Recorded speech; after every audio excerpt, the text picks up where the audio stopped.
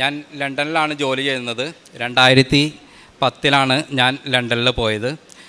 Nursing പഠനം കഴിഞ്ഞിട്ടാണ് ഞാൻ ലണ്ടനിൽ പോയത്. അപ്പോൾ IELTS OETക്കും പലപ്പോഴുമായിട്ട് എഴുതി, പക്ഷേ രജിസ്ട്രേഷനായിട്ടുള്ള സ്കോർ എനിക്ക് കിട്ടിയിരുന്നില്ല. പിന്നീട് ഞാനത് ഉപേക്ഷിച്ചു. പിന്നീട് കെയറായിട്ട് ഹോസ്പിറ്റലിൽ വർക്ക് ചെയ്യുകയായിരുന്നു.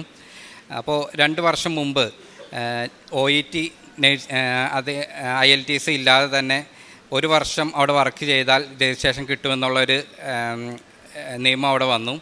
അപ്പോൾ ഞാൻ പിന്നീട് ഫ്രണ്ട്സെല്ലാം പറഞ്ഞതനുസരിച്ച് അതിനു വേണ്ടി ട്രൈ ചെയ്തു. പക്ഷേ 13 വർഷത്തെ എക്സ്പീരിയൻസ് എനിക്കവിടെ ഉണ്ടായിരുന്നു. പലപ്പോഴും ഞാൻ ഇതുമായിട്ട് എൻ്റെ വർക്ക് ചെയ്യുന്നിടത്ത് ബന്ധപ്പെട്ടപ്പോൾ എൻ്റെ മെയിൻ മാനേജർ ഇംഗ്ലീഷുകാരാണ്. രണ്ടാമത്തെ മാനേജർ ഡെപ്യൂട്ടി മാനേജർ എന്ന് പറയും, ആൾ ഒരു ആഫ്രിക്കക്കാരിയാണ്. അപ്പോൾ മെയിൻ മാനേജർ എനിക്ക് എല്ലാ സപ്പോർട്ടും തന്നിരുന്നു, പക്ഷേ ആഫ്രിക്കക്കാരി എനിക്ക് സപ്പോർട്ട് തന്നിരുന്നില്ല. ആൾ പല കാര്യങ്ങളും പറഞ്ഞ് എനിക്ക് റെഫറൻസ് തരുന്നവരെ കൂടി മുടക്കിച്ച് പല കാരണങ്ങൾ കൊണ്ട് എനിക്ക് അത് തന്നിരുന്നില്ല. പിന്നീട് ഏകദേശം 1 വർഷത്തോളം ഞാൻ അതിൻ്റെ പുറകെ നടന്നു. അപ്പോൾ മാനസികമായിട്ട് വളരെ തളർന്നിരുന്നു. അവസാനം ഞാൻ അവിടെ നിന്ന് ജോലി റിസൈൻ ചെയ്ത് മറ്റെവിടെയെങ്കിലും ജോലിക്ക് കയറാമെന്ന് വിചാരിക്കുകയായിരുന്നു. അപ്പോഴാണ് 1 വർഷം മുൻപ് ഇവിടെ വന്നപ്പോൾ പലപ്പോഴും ഞങ്ങൾ ഇതിൽ പോകാറുണ്ട്, ഇവിടെ കയറാറുണ്ട്, എങ്കിലും എങ്ങനെ ഉടമ്പടി എടുക്കണം, ഇവിടെ വന്ന് പ്രാർത്ഥിക്കും പോകും എന്നല്ലാതെ ഞങ്ങൾക്ക് അറിയത്തില്ലായിരുന്നു.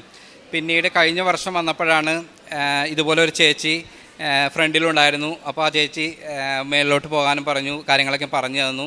അന്ന് വൈഫ് ഉടമ്പടി എടുത്തു, ഞാൻ എടുത്തിരുന്നില്ല, എങ്കിലും ഞങ്ങൾ ഒന്നിച്ച് പ്രാർത്ഥിക്കുമായിരുന്നു. അത് പ്രകാരം ഉപ്പും തേനും എണ്ണയും കിട്ടിയിരുന്നു.